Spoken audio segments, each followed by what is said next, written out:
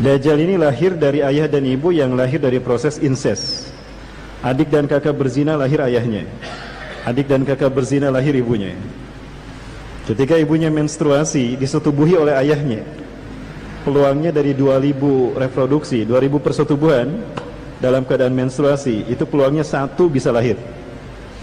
Dan Allah menakdirkan dia lahir dari menstruasi ibunya. Jadi tetap sel telur bisa dibuahi, ovum bisa dibuahi walaupun ada dalam genangan darah head. Nah, kemudian dari situlah lahir Samiri. Lahirnya Samiri ini ditolak oleh alam semesta. Bumi gonjang-ganjing, hujan badai, gempa mewarnai lahirnya Samiri, menandakan bahwa bumi berat untuk menerima kehadiran sosok yang kemudian mengaku Tuhan, ya, Dajjal. Sejak lahir sampai usia 5 tahun itu tidak pernah menetek kepada ibunya. Maka AISI dari ibunya ini mengeras dan menjadilah kanker payudara. Maka meninggallah ibunya di usia dia 5 tahun. Sejak kelahiran sampai usia 5 tahun itu nggak pernah bangun, tidur saja. Disebut mati, dia bernafas, jantungnya berdetak. Disebut hidup, dia tidak bangun-bangun, ya. Rasulullah SAW menyebutkan kepada kita bahwa kelahiran Samiri Dajjal ini menjadi petaka bagi kedua orang tuanya. Akibat dari tidak menete kepada ibunya, maka ibunya meninggal karena payudara ini, kanker payudara. Maka saat itu ayahnya menjadi single parent. Nah, ketika itu di usia 5 tahun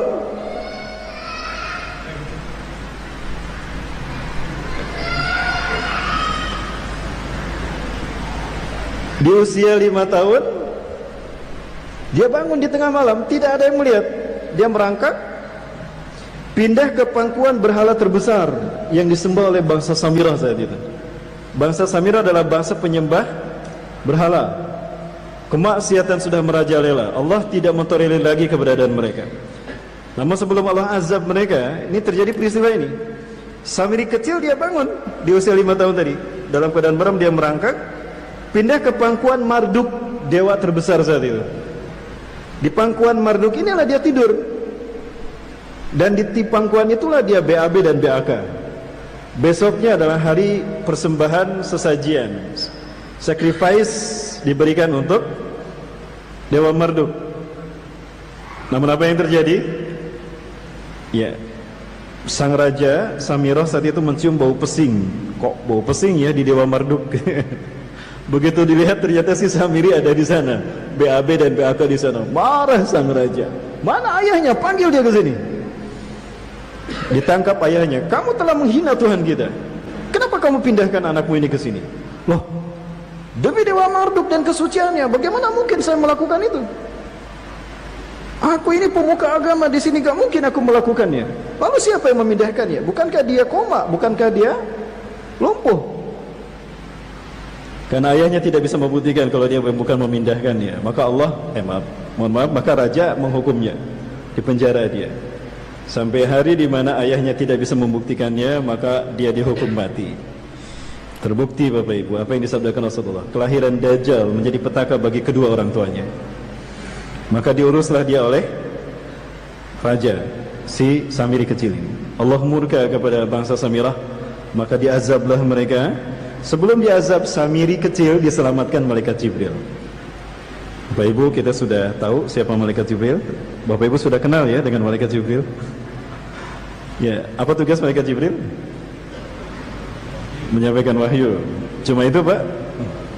Berarti sudah 14 abad status malaikat Jibril tidak pernah update. Nama Jibril, pekerjaan pensiunan malaikat penurun wahyu. Karena sudah tidak ada lagi nabi. Sudah tidak ada lagi wahyu yang turun. Bapak Ibu, tugas lain malaikat Jibril adalah menimpakan azab dalam bentuk bencana alam kepada jin dan manusia. Bencana alam ada rumusnya Bapak Ibu.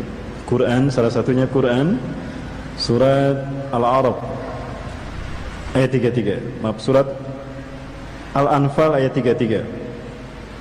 Itu rumus bencana alam. Ya, atau surat Al-Isra ayat ke-16. Itu rumus bencana alam. Nah, malaikat Jibril turun menimpakan azab bersama pasukan malaikat kepada bangsa Samirah.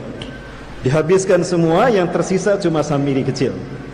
Dia diselamatkan oleh malaikat Jibril, dipindahkan ke sebuah pulau di laut Arab, di laut Yaman. Para ahli sejarah sepakat